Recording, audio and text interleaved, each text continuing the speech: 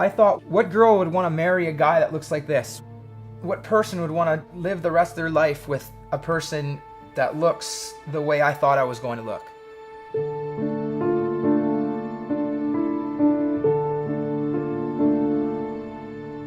I've always had an interest and a passion for cooking. I was excited that I got the job and I wanted to impress. I thought, hey, you know what? I could actually make something out of this job. I can actually make a career out of this, you know? It's good. It was nice having a friendly face to work with, especially when I didn't really know the job too well. So he had a little bit more knowledge on the job than I did, which he kind of showed me a few things. So it was just pretty much a friend showing me what to do instead of a proper specific trainer or following any sort of guidelines. I started out doing this job like I did every night. The only thing that was a little out of the ordinary was, I guess, the labor costs were a little too high that week. So my employer asked me and Danny to finish up a little early because they didn't want to pay for both of us to the end of the night. I haven't even turned the fryer off. So now our procedures that we would do at completely different times, they were done at the same time. Danny was doing the floors. At the same time, I was transferring that oil into that big pasta pot. And then we would transfer it into a disposal bin in the back of the restaurant. That oil that I had emptied out was 375 degrees, right out of the deep fryer.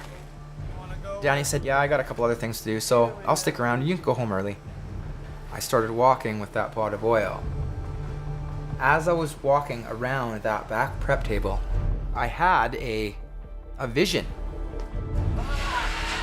I saw myself falling with that pot of oil right before it happened. But I didn't think anything of it.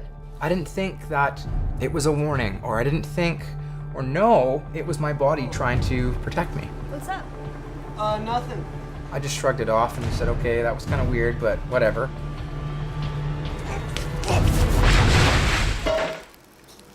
As soon as that oil hit my skin, I heard the sound when you drop French fries in a deep fryer.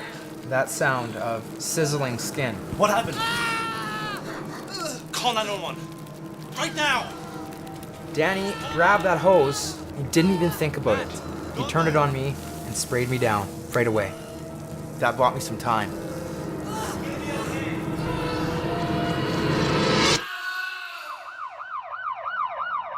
My body never went into shock, and I felt every single thing. When I heard the voice telling me that my son was on life support at their emergency ward and we had to come because there'd been an accident, he'd been burned at work.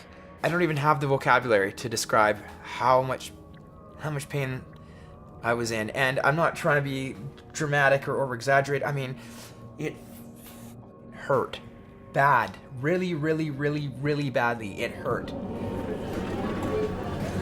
I could hear the doctors and the nurses scurrying around and trying to figure out what to do, and I heard my mom obviously bawling her eyes out. I couldn't accept that this was reality yet. When we saw him on that bed, it was the worst thing anybody could ever see, ever. And they just said to us, we'll do the best we can to keep him alive. I can remember sitting beside him with my head on his bed, counting his respirations, because he was barely breathing, and I didn't know if each one would be the last one. It was awful. They said I was really close to living or dying. They said that I just about ran out of time. The blistering was really scary to look at because it wasn't something any of us had ever seen before. I spent the next 2.5 weeks, every morning, every afternoon, and every night, 3 times a day, getting what's called my skin debrided.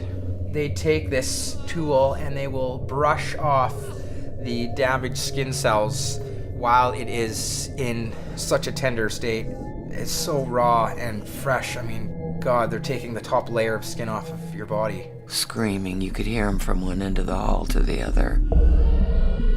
Nobody wanted to be by that room because of the screaming. All we cared about was him surviving at first and then healing, not really thinking too far down the road. Just live and fight. I didn't even really want to be alive after those 4 or 5 days were up. No human being should ever have that go through their minds, especially not a 19-year-old kid. Nothing prepares you for waking up and you see what your leg looks like without skin on it. Nothing prepares you for that. They took like a potato peeler and peel off the top layer of skin. And then they literally sew a big bandage holding this piece of skin in place. I suffered first, second, third degree burns to 43% of my body. The first degree burns were around my face, neck, and the second degree burn was my neck, chest, and then third degree burn was the left side of my chest, right over top of my heart. I'm not angry about it. I'm sad about it. I'm sad that it happened to Matt. I shudder to think of it ever happening to another young person in a restaurant. I hope it never ever does.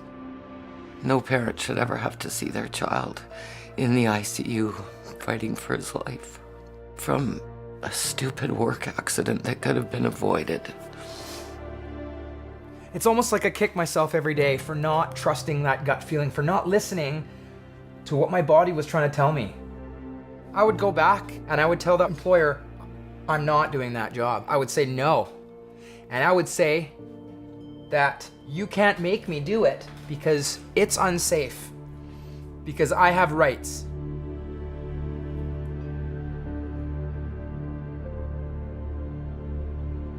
That's what I would change.